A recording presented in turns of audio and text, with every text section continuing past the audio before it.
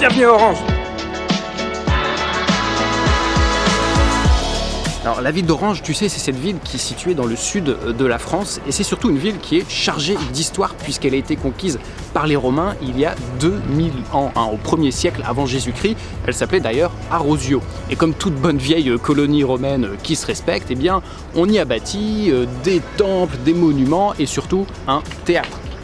Le théâtre antique d'Orange, qui lui a été bâti au 1er siècle après Jésus-Christ, sous le règne du grand empereur Auguste.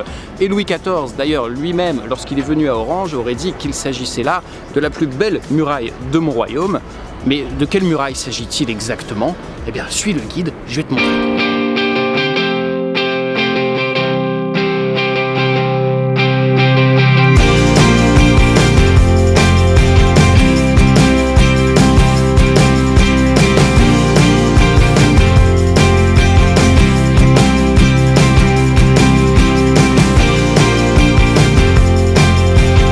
Ce qu'il faut d'abord voir, eh bien, c'est le mur de scène de ce théâtre antique d'Orange qui est extrêmement rare puisqu'il n'y a plus que 3 théâtres antiques qui ont encore un mur de scène d'origine et pour ça il faut aller soit en Turquie soit en Syrie. Donc j'ai envie de dire autant venir directement à Orange.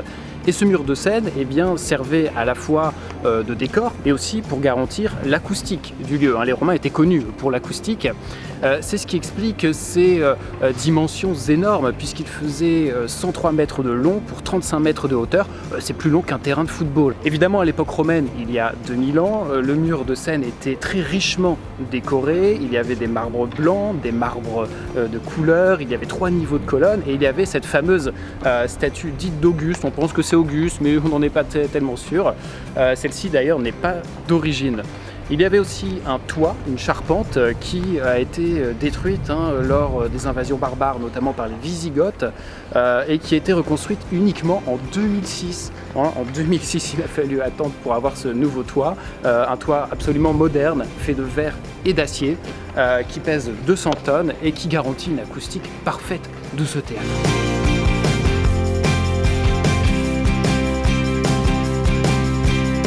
Aujourd'hui encore, eh bien, on vient au théâtre antique d'Orange pour voir des spectacles, du théâtre, des concerts comme à l'époque romaine. Tu peux d'ailleurs retrouver toute la programmation du théâtre sur le site internet du théâtre antique d'Orange. Et le public, à l'époque romaine comme aujourd'hui, est invité à se placer dans ce que les Romains appelaient la cavea, c'est-à-dire les gradins. C'est là où je me trouve actuellement.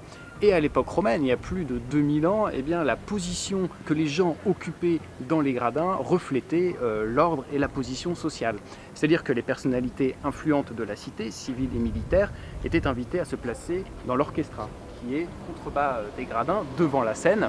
Et ensuite, il y avait les magistrats, certaines corporations d'artisans et des chevaliers. Toutes ces personnalités occupaient les premiers étages des gradins. Et plus vous montiez haut dans les gradins, moins vous étiez important dans l'échelle sociale romaine.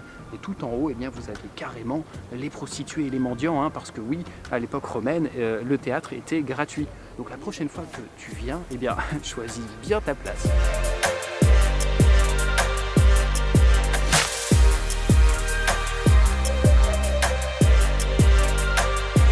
Le théâtre antique d'Orange va ensuite progressivement tomber dans l'oubli à partir de la chute de l'Empire romain d'Occident au 5e siècle après Jésus-Christ.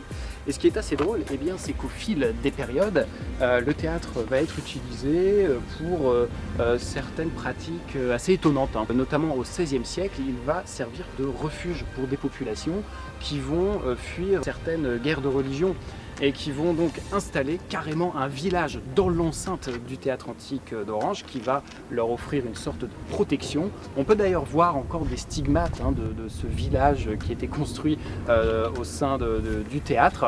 Mais au 19e siècle, eh bien, tout va aller un peu mieux puisque sous l'impulsion d'un homme qui s'appelle Prosper Mérimée, on va entamer des travaux de restauration du théâtre antique d'Orange et qui va redevenir une véritable référence justement dans le monde monde des loisirs. Et les grandes stars internationales vont venir au Théâtre d'Orange, comme une certaine Sarah Bernhardt par exemple. D'ailleurs, pendant l'été, eh bien, le Théâtre Antique d'Orange propose une animation qui s'appelle Les Gardiens de l'Histoire, dans lesquels le public, toi, tu peux être invité à venir voir les acteurs, les personnalités influentes du Théâtre Antique d'Orange dans son histoire, et puisqu'ils vont rejouer les grandes scènes de ces personnalités et de leur histoire avec le théâtre. Donc écoute, je n'ai qu'un conseil, viens au Théâtre Antique d'Orange.